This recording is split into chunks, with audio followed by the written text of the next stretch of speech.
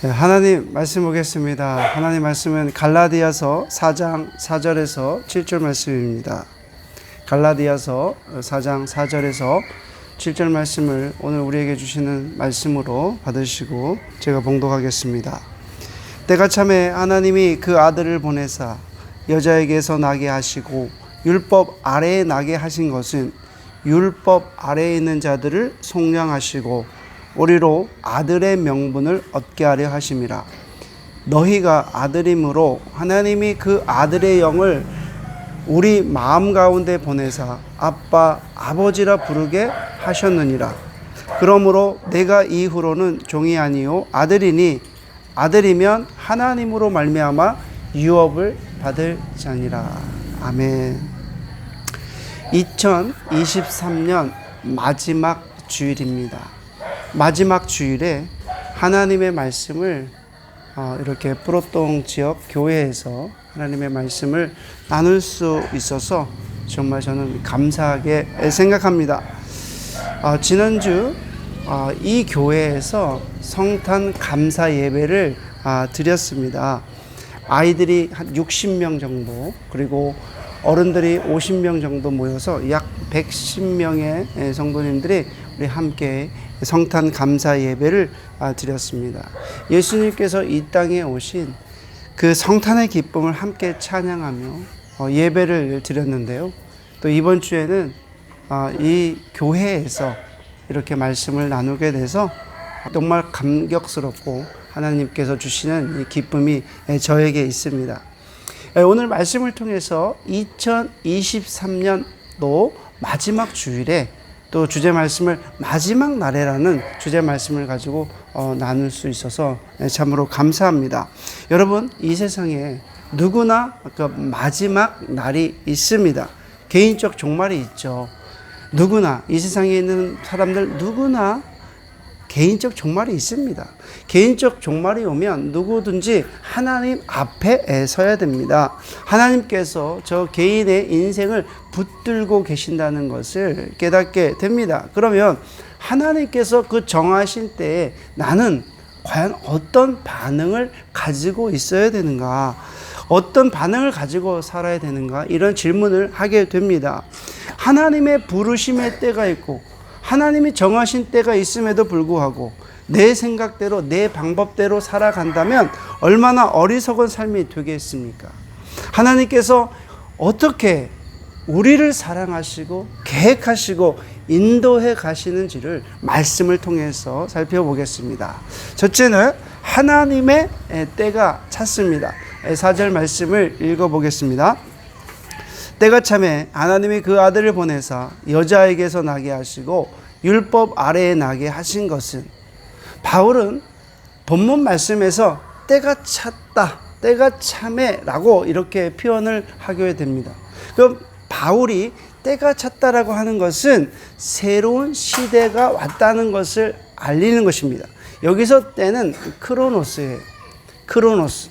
이 크로노스는 일반적으로 그냥 물리적으로 이게 흘러가는 시간을 의미합니다. 그런데 여기 본문에서 말씀하고 있는 이 크로노스, 이 시간은 물리적으로 흘러가는 시간뿐만 아니라 하나님께서 정한 때를 의미합니다.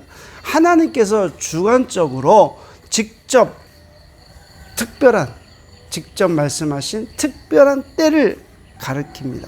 때가 찼다는 의미는 그러한 때가 하나님께서 계획하신 그 때가 충만하게 풍성하게 가득함을 의미한다는 것입니다. 때는 조금도 모자라지 않고 이제 완벽한 상태가 되었고요.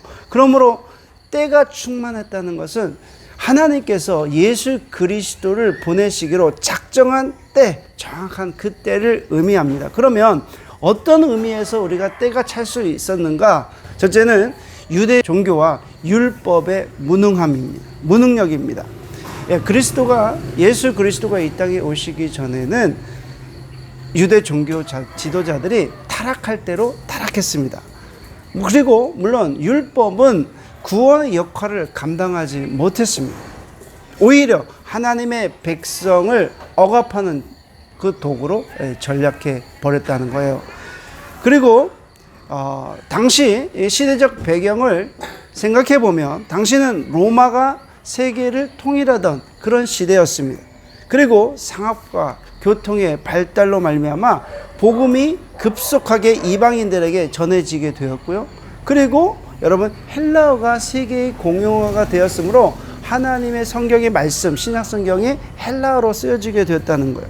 그래서 이제 여러분, 헬라어로 쓰여진 이 성경 말씀이 이제 세계적으로 전파될 수밖에 없었다는 거예요.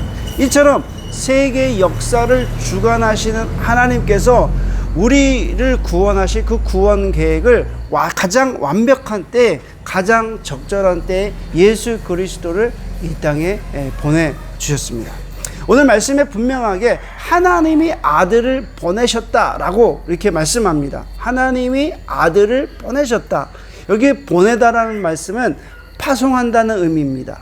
파송한다는 의미는 특별한 인물을 주어서 보내다라는 의미로서 예수 그리스도는 하나님으로부터 특별한 인물을 받으시고 이 세상에 오셨다라는 것을 우리가 잘 알 수 있습니다. 하나님의 때가 차야만 하나님의 때가 이루어집니다. 흘러가는 우리가 시간이라고 생각했던 그 시간이 하나님의 때가 흘러가고 있다는 것을 여러분들은 기억하시기를 바랍니다. 저는 뿌르동 지역에서 매주 하나님께 예배를 올려드리면서 하나님의 때를 생각하게 되었습니다. 하나님께서 뿌르동 지역에 교회를 세워서 이 지역 사람들이 구원받기를 원하셨습니다. 그래서 하나님께서 물밑 작업을 하셨다는 거예요. 여기에 쫌증이라는 형제가 살고 있었습니다. 이 형제가 한국에 일을 하러 갔어요. 한국어를 배우기 위해서 구미의 한 교회에서 교회를 갔다고 그래요.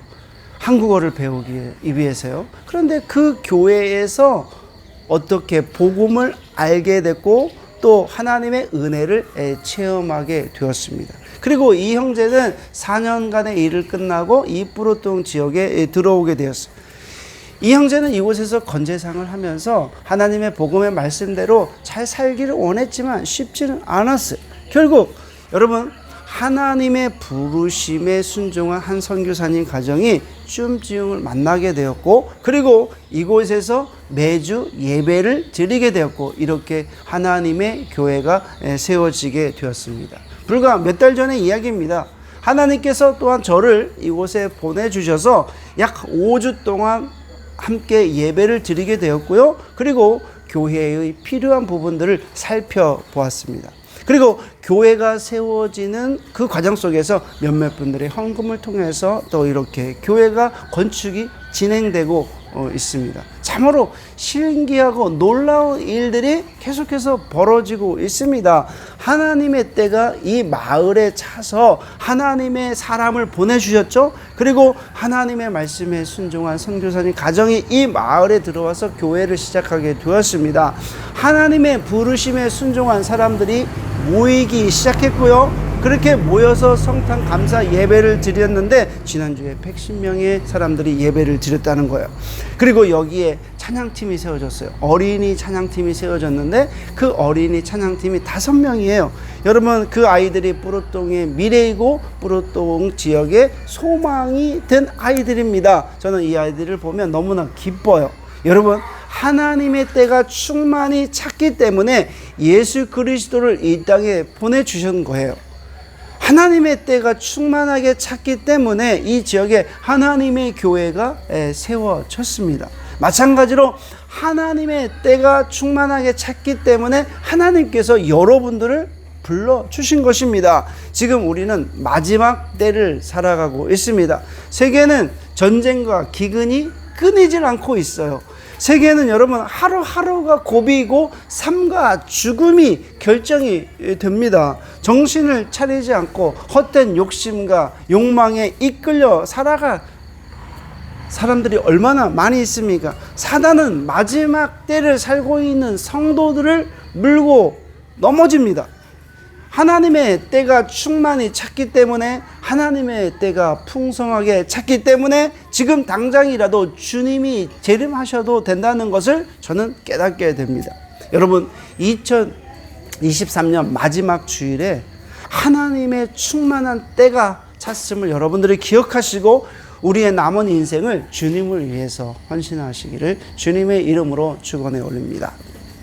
두 번째는 하나님께서 예수 그리스도를 이 땅에 보내주신 그 이유는 우리를 속량하시고 아들의 명분을 얻게 하기 위함이다.